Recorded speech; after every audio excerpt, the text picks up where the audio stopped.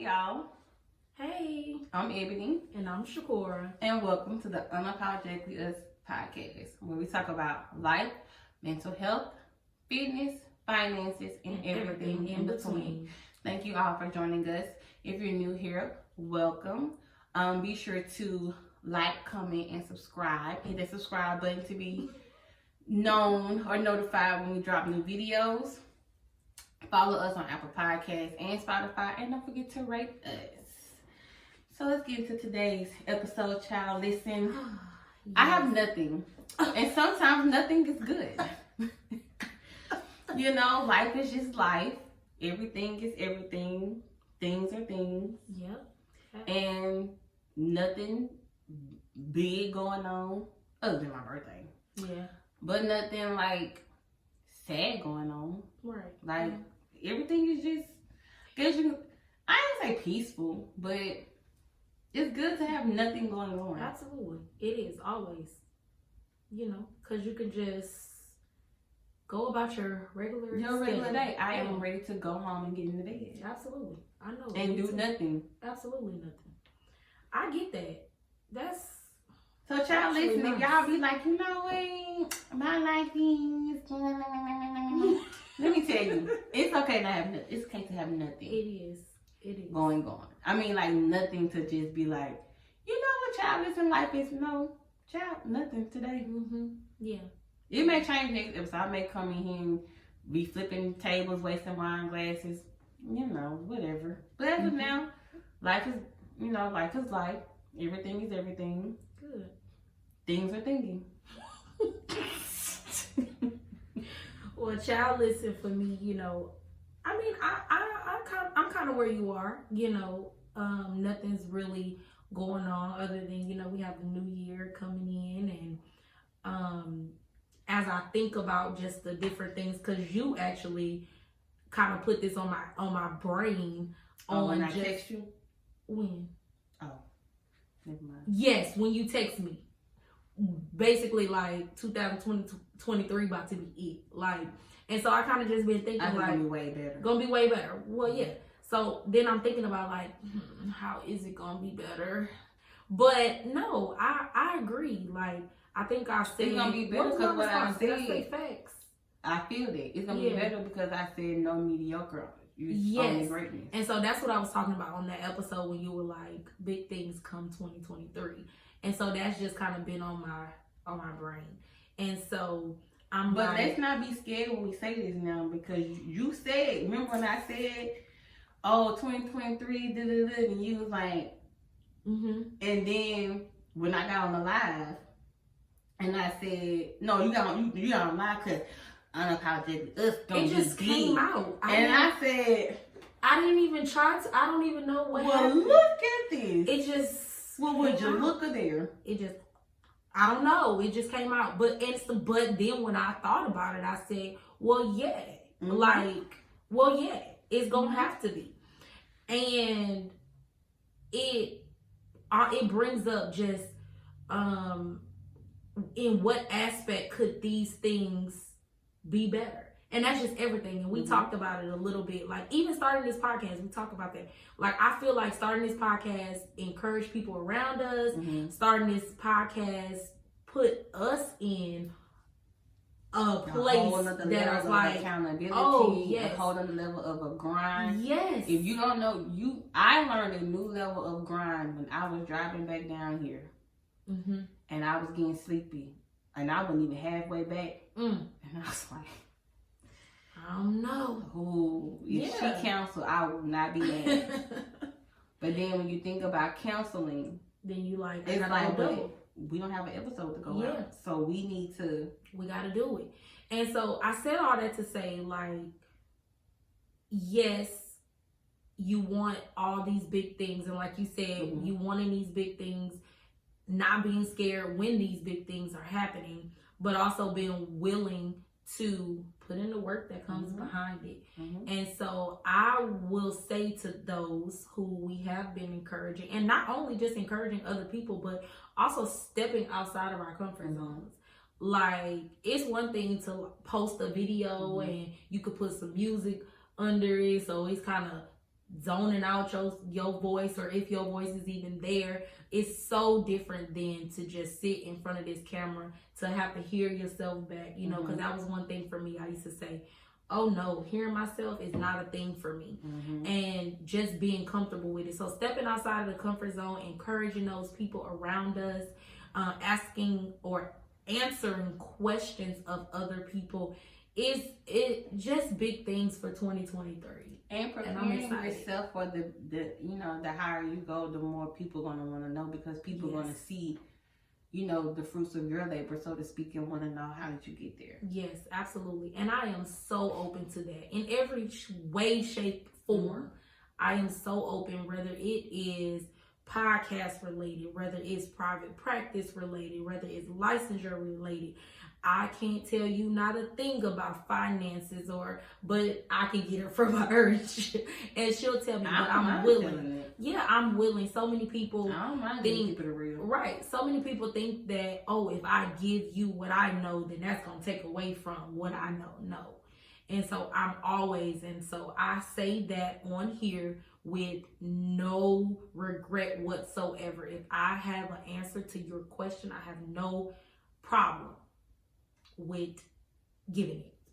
Speaking of inspirations, when I was at home, my cousin, one of my cousins was like, yeah, she got a little talk show. And I'm like, this is not a talk show. And then he say, I guess she waiting on Oprah Winfrey to retire so she can take over. And I was like, listen, let me tell you something. If Oprah level of, you know, this is what God has, I will not run. I won't run from it. I don't think I would want to be a talk show host in an Oprah capacity. But if this podcast is on the level of a lot of big podcasts that I listen to, then hey, thank you, Lord, so be it. Thank you.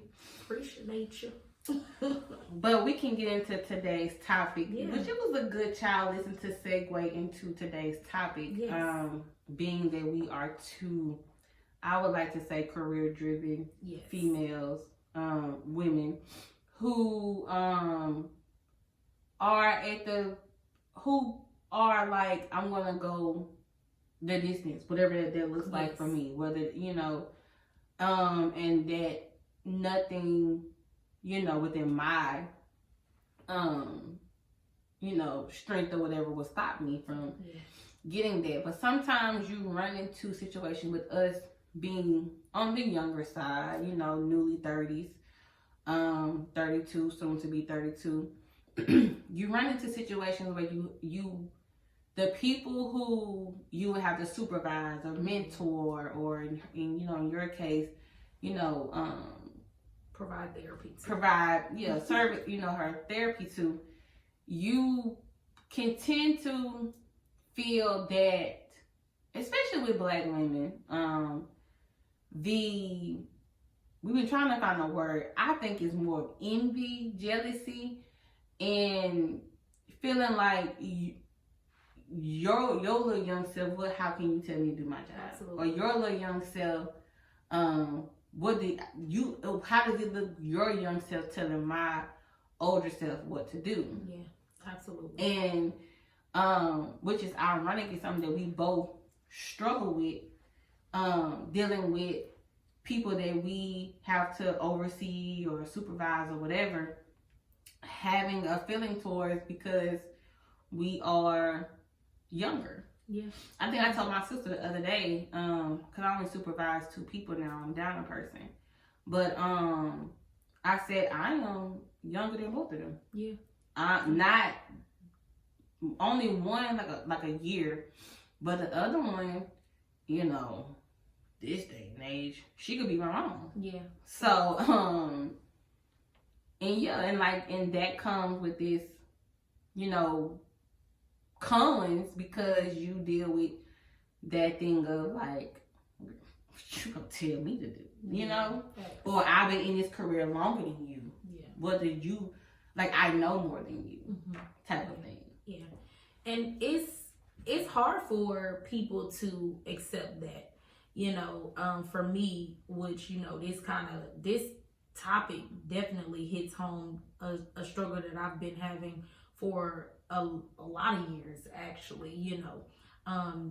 obtaining the bachelor's degree, and then not more so the bachelor's degree, but just once master level, and then receiving a license. It's like, you know, not only being young, but then looking young.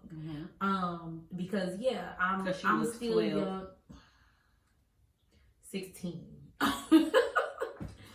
16, you know, and I can even remember as a kid, you know, me and my sister going places, and you know, there's I think the boardwalk had a 16-year-old curfew, like you had to be 16 to be out there without a parent. And I can remember the security guard stopped us and was like, you know, oh, y'all not with a parent, with an adult, y'all have to go on. And we're like, no, you know, my sister said, my sister's 16, and he was like, she's not 16. And I'm like, I am. I'm like, that's my little sister. He's like, if anything, she's definitely older than you. And I'm like, no, sir. You know, so I can remember even that young, as young as 16, still having that young face, looking younger than my sister. Even now to this day, somebody will tell my sister that she's the older sister. You know, we were just at the conference, and one of my peers, friends, basically was like trying to figure out who was the oldest. So without asking us who was the oldest, she kind of observed us for a little while. Like, she's trying to see like how do they interact. So after, when she did finally ask us, it was like, well, how did you know? Because she ended up guessing correct that I was older. But she was like, oh, not because you look older or anything like that. She was like, I literally had to observe y'all for a little while before I asked. She was like, so just different characteristics. Like, she said she could tell, you know, it was always, oh, where my sister at? Or where you saw my sister went? From me. So it was like, she noticed that I was the more protective and things like that. And then she said she noticed that, you know, my sister would be like, what you think about that? Or can we do it? You know, so she more so getting that from her big sister. And so that's how she was able to guess, what she thought she would have been wrong, who was older. But just having that struggle for, you know, for a long time on having to prove how I look.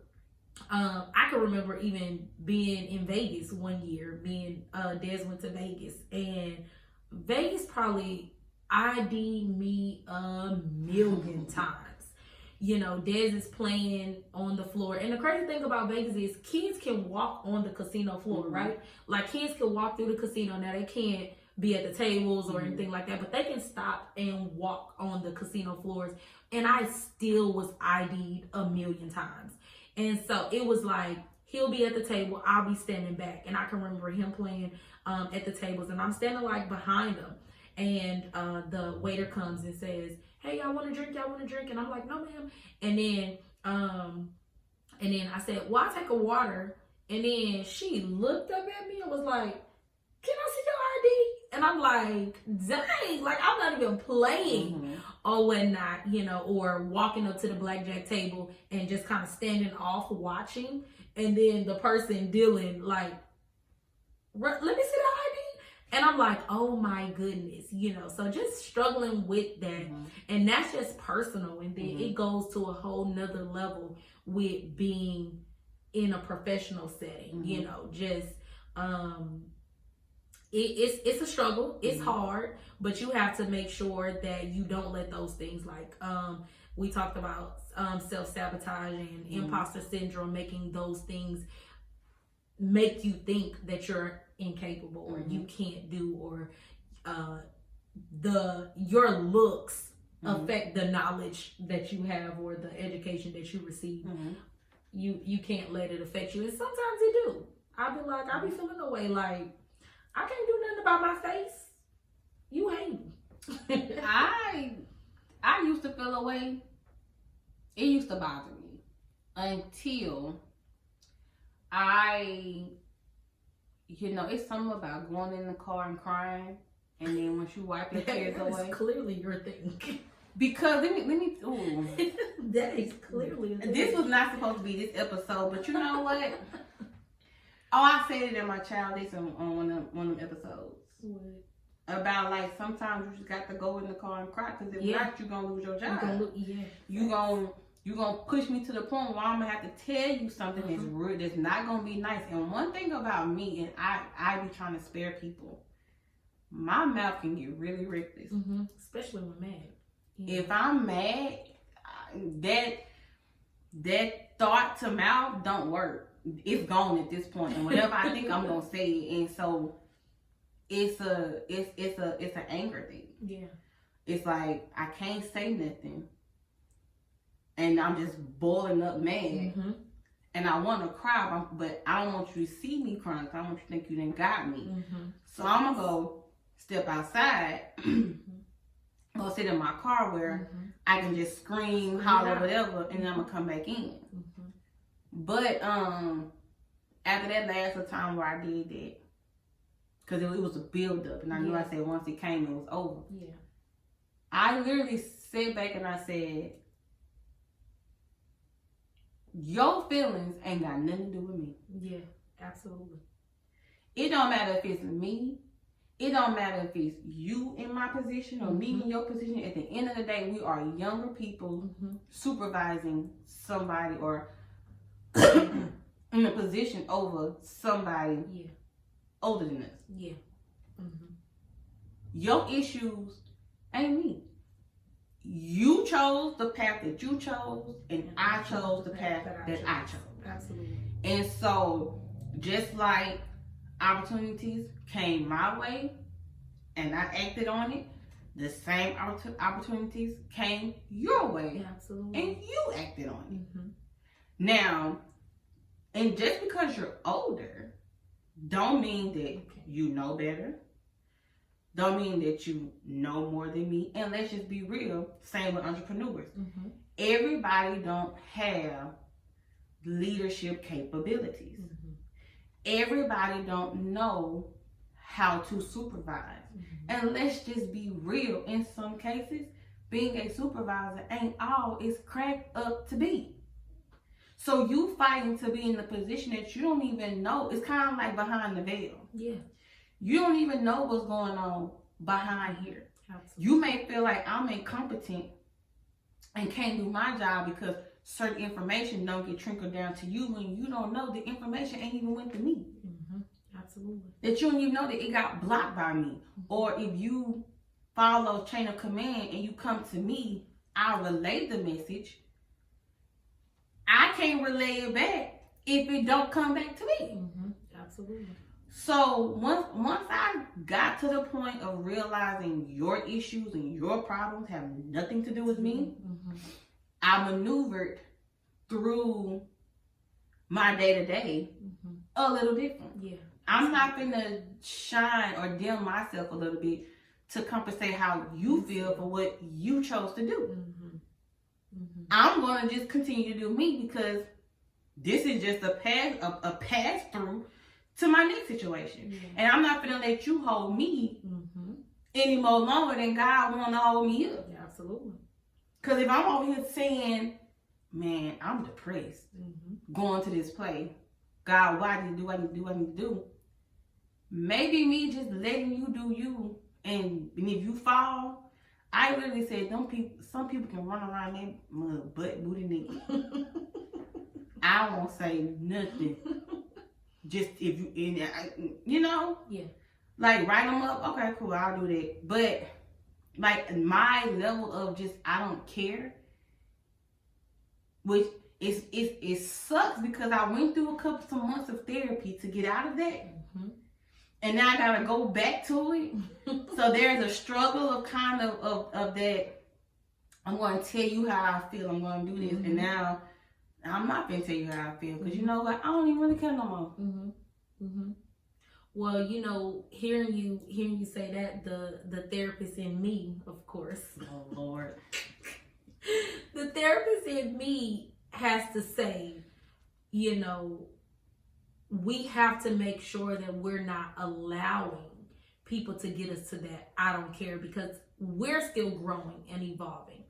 And I say that because the actions, feelings, emotions, or whatever have you of someone else can't take away what I need to move forward. So you come in here running butt booty naked.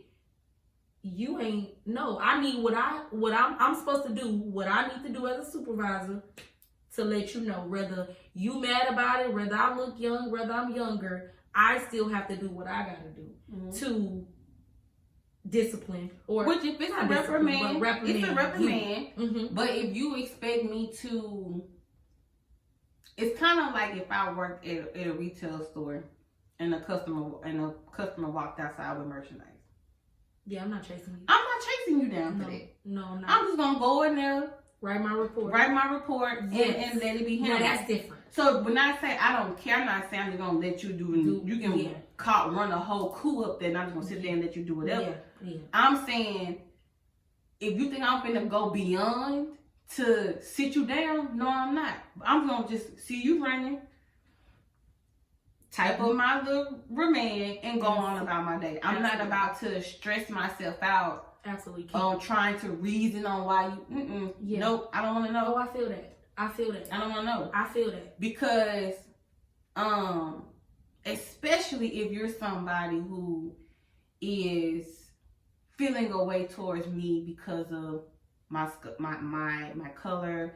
You have people that deal with this because of your age, your lack of experience, or not lack, but your years of experience or whatever. If you're dealing with that, I'm not about to pacify your feelings for that. Like, yeah, absolutely. Because at this point, it's not about me; it's about you. Right? Yeah, and that's a hard thing for one to deal with, for us to deal with.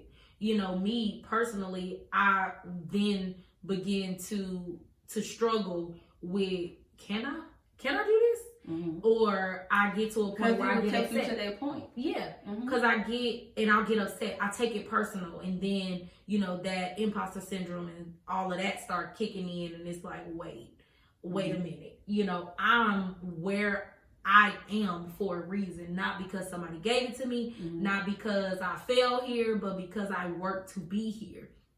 And then you be scared to make a mistake. Yeah, because you feel like that person is looking at you like, aha, see, told you, and then you're like, well, maybe I can't. Yes, and I think the reason, especially in my field, and I know a lot of other fields, cause you to, before you can become or get to a level that you're at, then you have to be supervised. There's still things I tell my supervisor, which now my mentor, I'll tell her, like, I'll call her in a minute. Like, hey, this is going on. I did this. This is what they're saying. What do you think? And she like, like, go off what you know. I've supervised, mentored you enough to know that your decision is the right decision. But yeah, I would do that, X, Y, and Z.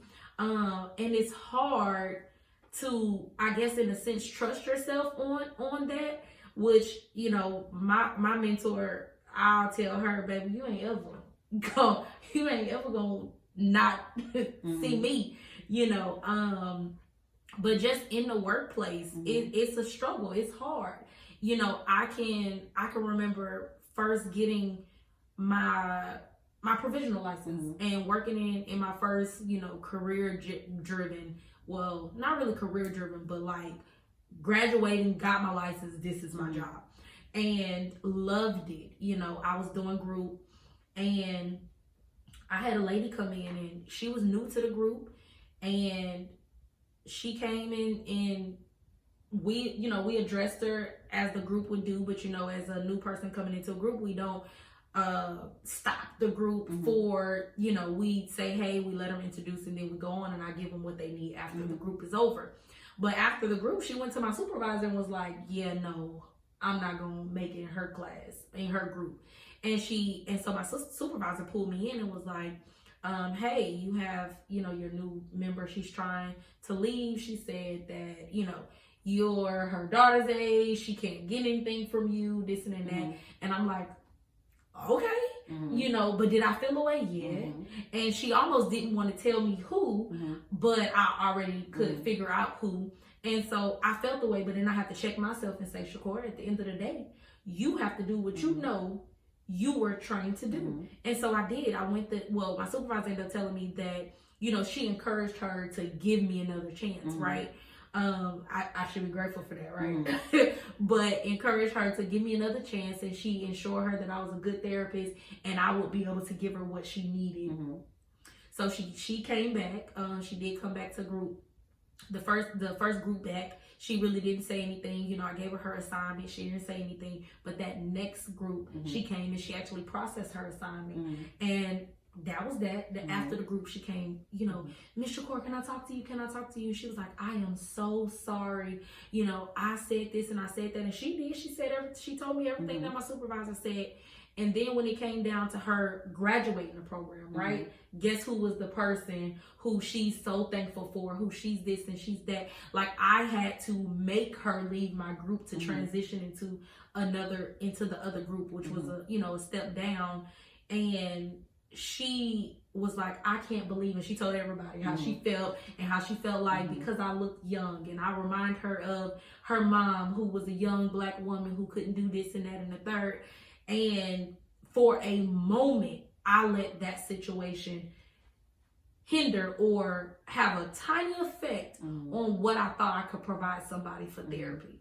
And then after that, which I think I would say would be the foundation of why I still can move forward, but I still get affected by it within the workplace. And it's hard, it's difficult, especially like now in this position of being, where I am with my 9 to 5, you know, or 9 to 4, but where I am supervising several people and several people being under me, people that are trying to get to the position that I am. You know, at my level, I'm not the highest type of therapist that you can be, but becoming or being LPC, when you go to get your master's, you get a provisional license, and then you get the full license. You're considered fully licensed, but you can then supervise. You can do a lot of things that other people may not can do until they're fully licensed. And just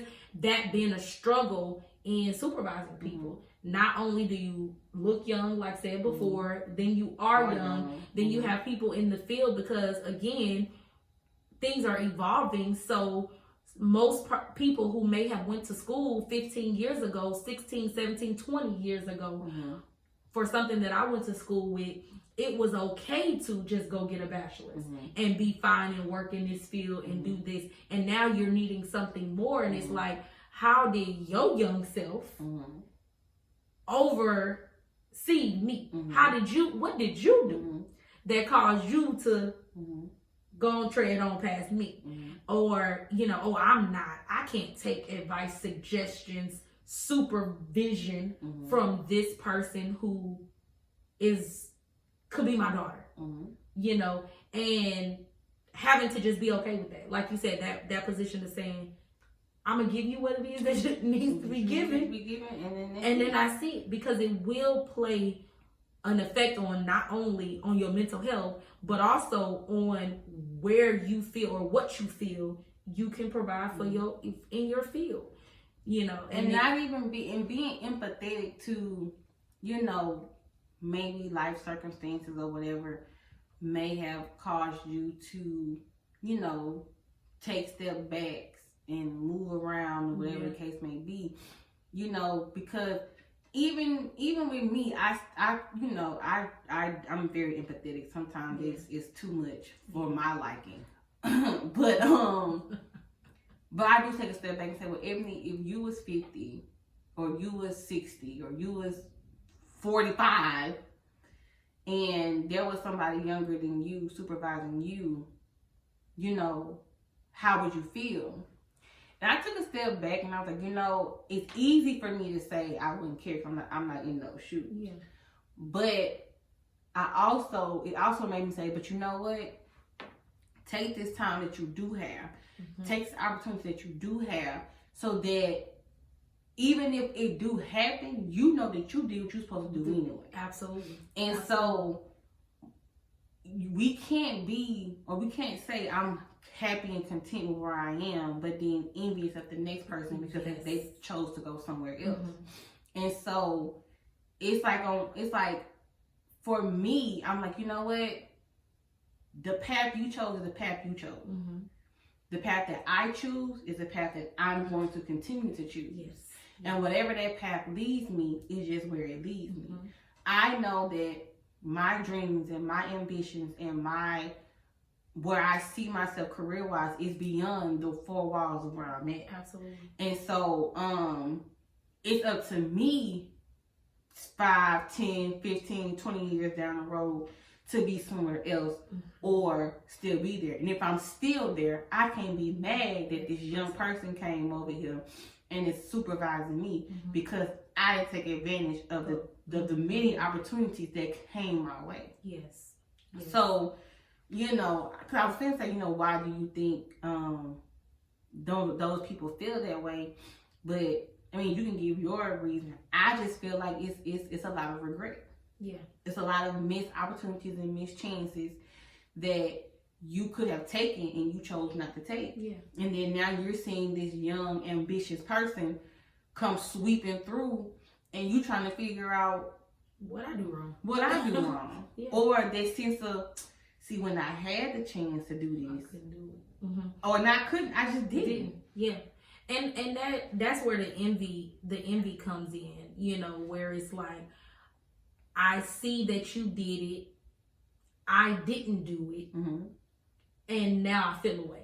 And so most times when that's happening, it's not a you thing. Like you said, your feelings and emotions have nothing to do with me. It feels like it's directed to you, but that's just that they're envious. I had the same opportunities you had, and it may have looked different due to the times difference, but just like there was LPC in 2022, there was LPC in 1992. And so you had the same opportunities that I had. It may have looked different. It may have been a little harder.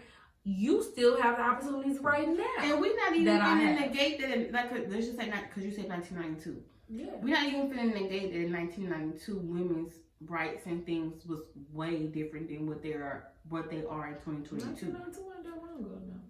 Yeah, but you know, but there was still like a big discrepancy of like paying women, elevation with women, which is still today, but it was, you know, probably more prevalent now than than now. Yeah. So we're not even negating it neither. The point I'm, you know, which I think we both is saying, is at the end of the day, decisions were made. Yeah. Just because, but to take it back to the present day, just because it's 2022 or 2023, don't mean that it wasn't hard for neither one of us to get where we chose, you know, where we are currently. Yeah. Absolutely. Or for you to get your license, or you know, in credentialing and all, you know, the things that you need. Yeah. Yeah. And where I'm sure, not to cut you off, but I'm sure it's people who went in with you that's probably like, dang. They probably ain't. They're probably still trying to get to the LPC level. Absolutely, and with you saying that, you know, I could remember on why I went to go get my master's. I didn't get my master's because I got one degree and just went right into another. I was fine with just one. You know, I was fine, but it was, you know, more opportunities. Seeing people who I did get my first degree with now getting their master's degree, saying, is this something that I want to do? And so to go back to what you said, why those people may feel that way when they still have the same opportunity, put yourself in those shoes. And then I do, you know, I was not saying that I was envious, but saying more so as motivation, as encouragement to say, oh, we graduated together. Do I want to do this? Is this a path that I want to take? And go and do it. You know, even like now, I have my license and things, and the doctoral program comes to mind sometimes. People that I graduated with are now obtaining doctorate degrees, but it's not something that I want. It's not right now something that I want. Maybe in 5 years it may be, but right now it's not something that I want. So I don't have to feel envious, and I am very excited for those who have received theirs. But that envy just don't come up for me. Nothing but excitement and I guess being proud of those who I may have graduated with, who's obtaining those different degrees, come up for me. So a part of me also is like, no, I can't understand. Like, I can't understand why this place have to understand, because it goes back to that level of what I said of contentment. Right. Like with the doctorate, if you have somebody that you supervise become LPC and then 2 years later become doctor, you know, whoever, and you know you don't have that, because you know that the path that I chose was to not go to grad school. I'm not, and then let's say this person becomes director, then they become over you. I'm not gonna be mad, or you wouldn't be mad, because I chose not to get my doctorate. I didn't want that. Yeah. So your contentment in that would not cause you to be there. Yeah. And so the enviness doesn't come up in you, because the path that you're on and where you are currently, you know that if I want to go more, I can go more. Right. But I'm choosing to stay where I'm at. Right. But I don't altogether, like, I don't, you know, if we're talking about these people who are older, feeling like your young self can't tell me X, Y, and Z, I don't even think the point is that I want to do more. I'm fine with where I'm at, but yet I still feel like your young self can come in and tell me X, Y, and Z. And so, is it envy? Is it just disrespect? So why do we feel like people that are younger than us can't come tell us what to do? That's a good question. I mean, I feel like if I'm put in a position where there's someone younger than me, which I have, I've worked with several counselors, therapists that are younger than me, and I'm always open to suggestions. I'm always open for feedback. I may even call you on the phone like, hey, what do you think, this and that? And so for me, it may just be something within that person that causes them to feel, because if you're good with where you at, no, I'm fine with my bachelor's degree, or I'm fine with being PLPC, or if you're fine with that, why am I such a threat? Right. Why do you feel threatened by me when I advise or when I supervise? Why is that a problem? And why are we so comfortable, the owners, the top people, with accepting those behaviors of those individuals? I think it goes to kind of what we said in the last episode of generations being different. Yeah. The older generations, our parents' generations, grandparents' generations, they were real big on respecting your elders, gaining wisdom and knowledge from elders, staying in a younger person's place, whereas we are more of like, the advice can come from anywhere. Yeah. You know, like, I have cousins that are doing certain things, you know, that I may want to be like, hey, tell me about this. Right.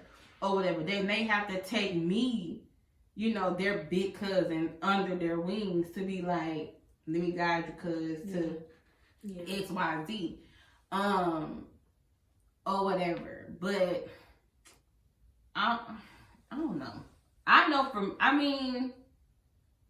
haven't been in a situation where somebody was younger than me that was over me, but I do believe if I was placed in that position based on what I have dealt with, I really would not care. I wouldn't either. I've been in a position where someone younger, and maybe just a few years, but still younger, where if I get to a new job and the person that works the job with me or the person that's supervising me had been there 2 years, had just got there 2 months before me, whatever the case may be, I still don't see the threat.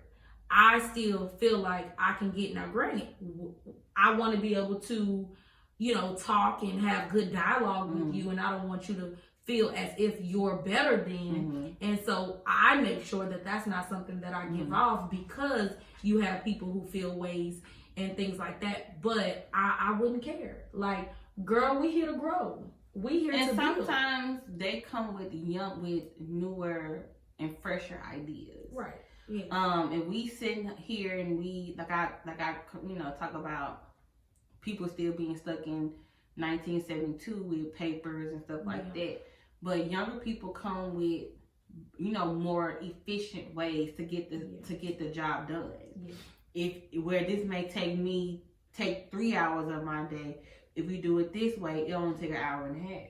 And then either I can get more done in less time, or I can slow my pace up, because they can make give less room for error. Younger people come with fresher, newer ideas, and I think that's why I wouldn't. Outside from just experiencing myself, because experience is the best teacher anyway. Experiencing it myself, I don't think that I would feel any different with that, because I know, younger, fresher ideas. Maybe if they get that support and respect from me, that they'll figure out ways that we can get this done better. Yeah, absolutely. And I guess that just comes with people having to just accept where they are. If everybody's just comfortable with where they are, how they move, staying out of people's business, how I grow is not your business.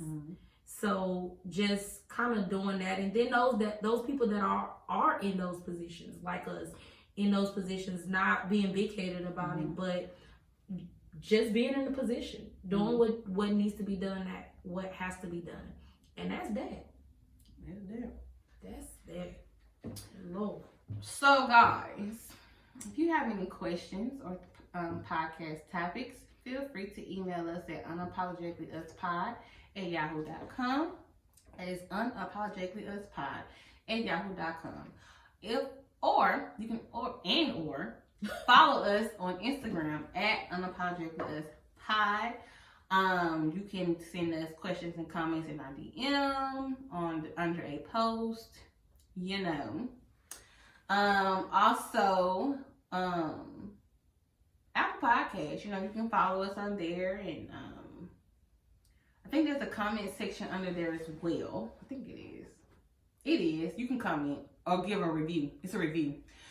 Give us a review so you can put feedback on, for those of us that like audio, and give us feedback for that. We appreciate and welcome all feedback. And now we can wind it down. We did really good with our hold on.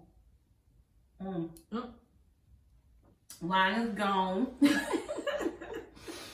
Hope you guys been having y'all wine with us. If you would like for us to highlight whatever wines that we drink in the episode, let us know. I think we started and we kind of got away with it, but if you want to know what we're drinking on, you can let us know. And if you're drinking too, let us know what you're drinking on. If you have wine recommendations, you can let us know that as well. Because I'm open to try. I don't like tart wines. But I'm open to trying